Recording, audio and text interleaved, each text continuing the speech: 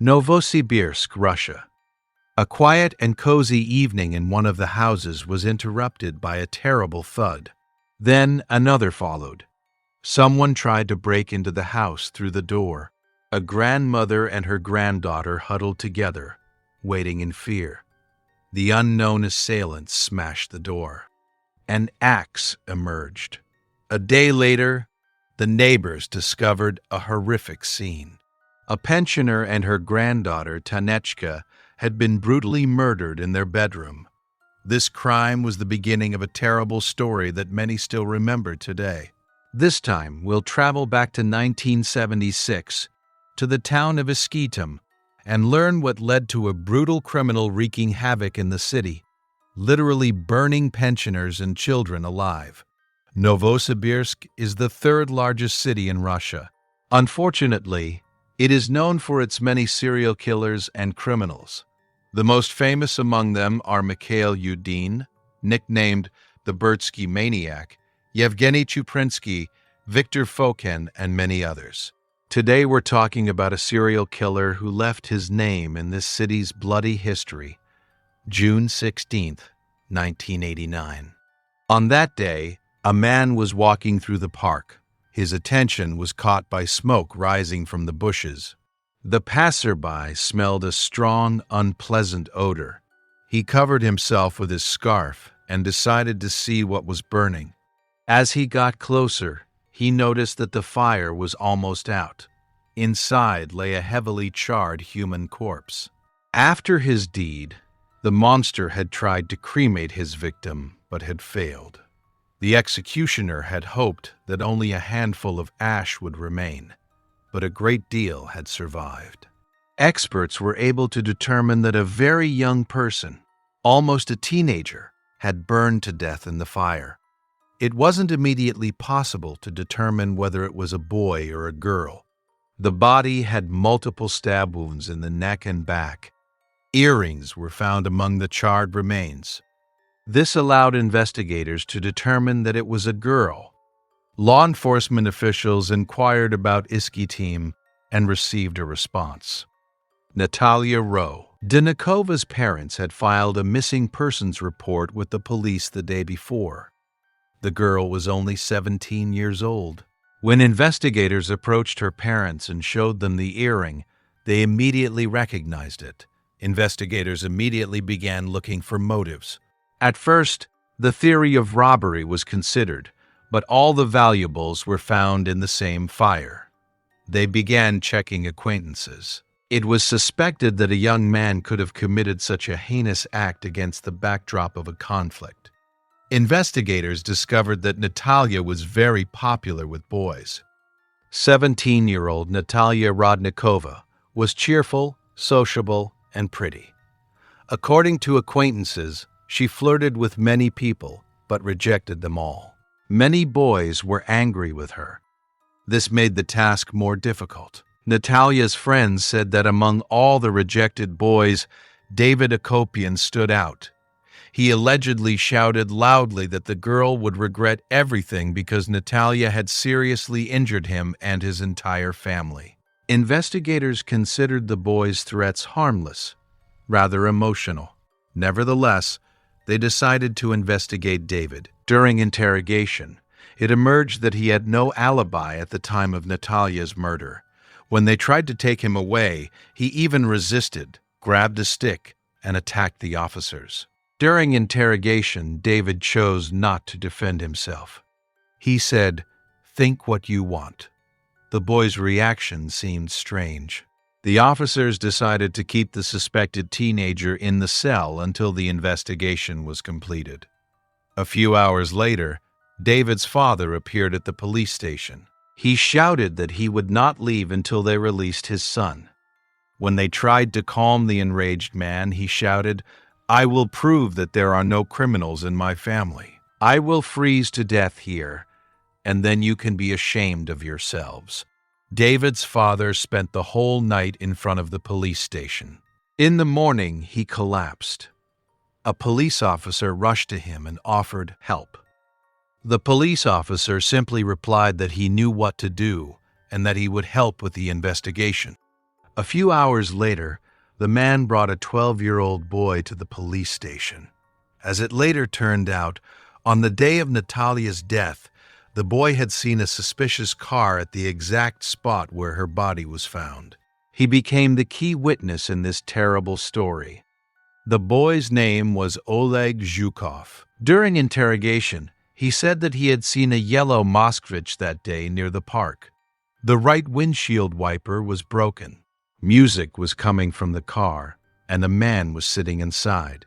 He told me, "Get out of here," and I walked away. Investigators immediately began checking all the yellow Moskvich cars in the city. The color was rare, so there were only a few of them. One of the drivers immediately stood out. When the man was shown the victim's photo, he was very confused. He asked for paper and a pen and later said, "I knew they would find me." The man began writing a confession but suddenly suffered a heart attack. Almost a week later, he came to in the hospital and the doctors allowed the police to continue their conversation with the suspect. They asked him to finish what he had started, which ultimately sent them into shock. The driver wrote on a piece of paper, "I accidentally hit a girl with dark hair. She fell, I got scared, and drove away. I am ready to accept the punishment for my crime." The investigators were confused. What did that mean, hit a girl? They had tried to burn her. They suspected that the driver's victim might not have been Natalia at all. They began calling hospitals and eventually found the injured woman. More than a week ago, a young woman from the area who enjoyed drinking came to the hospital with bruises. She said she had been hit by a car, but no one believed her. The driver's victim survived, but the driver suffered a heart attack. The investigators weren't happy about this information. They had to start from the beginning. At that moment, a new, no less horrific crime occurred. In early July 1989, the Dorofeyev family was going to the zoo. They had no idea that this day would be a fateful one for their family. 11-year-old Masha went into the yard to wait for her parents. However, when the couple came out, they couldn't find their daughter. She had disappeared without a trace. Everyone was looking for Masha: relatives, neighbors, the police. For more than 2 days, no one knew anything. The girl was found very close to the house, in some bushes. They had tried to cremate her. The burns were not severe, and the experts were able to fully reconstruct the picture of the crime: a gag in her mouth, knife wounds in her back, and bound hands and feet. The investigators concluded that both murders were the work of the same killer. They came to this conclusion not only because both victims were burned, but also because their hands and feet were bound in the so-called swallow position. This involves the feet being tied together and pulled towards the hands. Natalia's rope burned in the fire, but based on her body position, investigators determined that she too was bound in the swallow position and had a gag in her mouth. The motive soon became clear. The experts determined that the perpetrator had abused both victims before killing them and attempting to burn them. The experts determined that the victims were still alive at the time of the burning. In 1979, the insane Yuri Ivanov was already at work in Novosibirsk. He killed women with a saber. Law enforcement agencies searched for him for over a year. But had a serial killer really reappeared in the Siberian city 10 years later? Unfortunately, this suspicion was confirmed. 3 days later, the executioner went on the hunt again. 12-year-old Svetlana was found in a wooded area not far from the factory where her parents worked. She was on her way to visit them. They had arranged to meet, but her parents didn't see her. She never did. A week later, there was another crime. This time, a librarian was the victim, almost in the same spot. The woman was on her way to her husband. Only a few hundred meters separated them. Both victims were also tied in the swallow position. As was later determined, passers-by had heard screams, but they could not interpret them as cries for help. 4 victims in such a short time. An urgent order came from Moscow to catch the perpetrator immediately, or the entire leadership would be dismissed. Wanted posters were posted all over the city. Citizens were warned that a madman was on the loose in the city. Law enforcement agencies worked day and night to find even a single valuable witness. Soon, an idea occurred to the investigators. Since all the victims were tied up in a special way, the perpetrator might have some connection with law enforcement. If he was one of them, it would be difficult to catch him. All the police officers knew the status of the investigation. They also knew where to look for the killer, but it was imperative to catch him. Panic grew in the city. Women and girls were afraid to go out on the streets. Parents wouldn't let their children leave the house, but a big city can't stay at home. The women continued to go to work, the children to school. There were only minor precautions. People walked on well-lit streets. A few days later, there was another attack, this time near the town of Iskitim. The victim was 18-year-old Irina Astagova. The girl was walking home from the station, and there was no sign of trouble. It was daytime, bright. The streets were crowded with people. A slight man walked in front of her. He turned around and offered to help Irina carry her heavy bag home. As they walked through a hedgerow, Irina heard a noise as something fell to the ground. She turned around and saw the man throw the bag away and approach her with quick steps. The man grabbed the young woman by the neck and pulled her into the bushes. From Irina's testimony, I came to when he was tying me up. At that moment, passers-by came past the bushes. He held a knife to my throat and ordered me to be silent. She was incredibly lucky. A crowd poured out of a train that had just arrived. The madman whispered in her ear, "I'll be back," and ran away. The frightened and tied-up Irina was finally able to scream. A few minutes later, Irina was already giving her statement. The investigators carefully examined the crime scene and finally got lucky. They found drops of blood. Thanks to these, the doctors were able to determine the blood type. This is how the first physical evidence emerged. It turned out that the perpetrator had accidentally cut himself while removing the knife. The blood type narrowed the circle of suspects, but not much. At first, everyone was checked, as it was suspected that the perpetrator was a member of the police force. Furthermore, the suspicion that a police officer was involved was confirmed, but no suspects could be found. While investigators searched for the killer was looking for a new victim. A few hours after the attack, across town in Iskitim, a 9th grader was walking home on his usual route when he suddenly noticed strange debris in the bushes. A handbag was lying on the street. The teenager, having heard about the killer, didn't hesitate, grabbed a stick and called out to the man. When the boy heard this, he ran away. A girl lay at the crime scene. She was still alive, but crying violently. The victim's name was Larissa, and she was 18 years old. Despite the horror she had experienced, she remembered the man well. A gifted artist since childhood, she had been a talented artist, and investigators soon obtained a detailed portrait of the attacker. The arrest warrant, including the portrait, was immediately printed and published in the newspaper. Within a few hours, the notice was posted throughout the city. People began calling. Some had seen a suspicious man on the street, others on the subway. Ends of leads were checked daily. Some men were arrested, checked, and released again. The killer was not among them. It was assumed that he was hiding or had gone into hiding due to the commotion. But no, he soon struck again. 17-year-old student Anya was found in a park. The girl was also tied up in a swallow's cage. Only unlike the previous victims, she was no longer alive. Investigators followed the monster's trail, but it refused to calm down. He had to be caught urgently, otherwise the number of victims would continue to rise. It was decided to catch the killer using live bait. Officers selected several girls who roughly matched the victim's type and followed them closely. The likelihood of such measures being successful is usually low.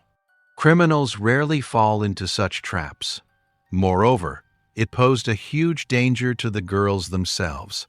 The live bait method proved unsuccessful. Then the investigators decided to take a different approach. Instead of hiding and trying to catch the killer, they would search for him on the streets during the day. Officers scoured the entire city, searching for the suspect. All services were mobilized for such measures. Over 1,000 people were checked. The special operation in Novosibirsk was called Lesopolosa, Forest Strip, just like one of the most famous Soviet manhunt operations in the Rostov region to arrest Chikatilo. Back then, the work took 5 years. However, investigators in Novosibirsk wanted to find the killer much faster. Every day, several dozen men were checked. Anyone who even remotely resembled the composite sketch, anyone who behaved even the least bit suspiciously. And then, on one of those days, the police noticed a man who vaguely resembled the composite sketch and was trying to hide his face. When the officers approached him, he suddenly took off running. A chase ensued. The man ran into a courtyard and literally disappeared. It was a long way to the entrance. There were no cars nearby, but there was one small Whitney SS. The boy said he saw an uncle running into a transformer shed. The door wasn't locked. When the police officers entered, they arrested the fugitive. The man showed his ID, an outstanding participant in socialist labor competitions. When asked, "Why did you run away?" he couldn't answer. During the search of the suspect, a knife and a rope were found. Was this really the madman who had terrified the entire city and region? There were 3 men in the cell. One had escaped, the second had tried to beat a police officer, the third had harassed a woman. None of them resembled the murderer, the investigators found. But that was only at first glance. When they took a closer look at the first escapee, they discovered a rounded shoulder, just like in the photo. They spoke to each of them. Everything was fine, even with the one who slightly resembled the composite sketch, a man named Kozlov. He was married, had a child, and had a criminal record. But back then, many had criminal records. There was another factor: blood type. The fugitive matched the blood type of the sample taken at the time. It was decided to call the victim in for identification. As soon as the young woman entered the office, she immediately pointed at her tormentor. The suspect collapsed. Fyodor Kozlov, one of the best welders in the Novosibirsk region, an excellent worker and an exemplary family man, began to recount how he had tortured each of his victims. Incidentally, the criminal had changed his appearance considerably, as his wanted poster was posted on every corner. Kozlov grew his hair and a beard. Fyodor Kozlov did not immediately become a murderer. At first he was a good student and read a lot. He was born on April 9, 1959, in the village of Semyarsk. Shortly after his birth, the family moved to the Rostov region, where Fyodor spent his childhood and youth. During his school years, Kozlov was fond of geography. Because of his introversion, he was unpopular in his community and was considered a social outcast at school. As a result, in the mid-1970s he lost interest in learning, and his relationship with his parents deteriorated rapidly. They never praised their son for his efforts, and were even pleased when the student spent more time on the streets than on his textbooks. As a teenager, Fyodor began to display aggressive behavior toward those around him and signs of mental illness. For this reason, in the early 1970s, he was sent to live with his grandmother in the Semipalatinsk region. According to one version, the teenager himself sought contact with his relative. While staying with his grandmother in the countryside, Fyodor developed a special affection for his cousin. She frequently complained that her brother harassed her. His grandmother often scolded her grandson, which provoked increasing anger in him. In early 1976, in a state of inner tension, Fyodor lost control, grabbed an axe, and caused severe damage to the house. Amid this outbreak, a dramatic escalation occurred. His grandmother was killed and his cousin became a victim of his violence. That same year, Kozlov was arrested. The Rostov Regional Court found him guilty on all counts and imposed the maximum sentence possible for a minor in the USSR: 10 years in prison. After serving his entire sentence, he was released in 1986 and moved to the Novosibirsk region. There he settled in the village of Lozhok, where he married a woman he had met while in prison. Shortly thereafter, their son was born. When his wife temporarily moved with the child to live with her parents in the nearby village of Evzino, tensions between the couple remained. During this time, Kozlov began to develop a dark side again. On June 16, 1989, a tragic incident occurred. 18-year-old Natalia Rodnikova was returning home when she met him. Fyodor later explained to investigators that he had lost control of his inner impulses, exacerbated by the tensions in his marriage, which eventually broke up. The media soon gave him frightening nicknames. Some called him the Satan of Novosibirsk, others the Iskitim Murderer. It's noteworthy that at that time, Kozlov regularly sharpened a knife in front of his colleagues. When they jokingly asked if he meant to eliminate someone, he laughingly replied, "Yes." No one took those words seriously. He appeared calm, unobtrusive, and familiar on the outside. Hardly anyone would have suspected the reality hidden behind this facade. Even during the trial, Fyodor remained convinced that he would be found not guilty due to his mental state. His greatest fear was not the justice system, but the reaction of the victims' families. Therefore, he always stayed close to the investigators during interrogations. But his hopes were not fulfilled. He was found fully guilty, and the Novosibirsk court sentenced him to death on April 23, 1990. However, the sentence was never carried out. On September 1st of that year, Kozlov was found dead in his cell. The circumstances indicate that he had decided to end his life himself. Thanks for watching, and take care.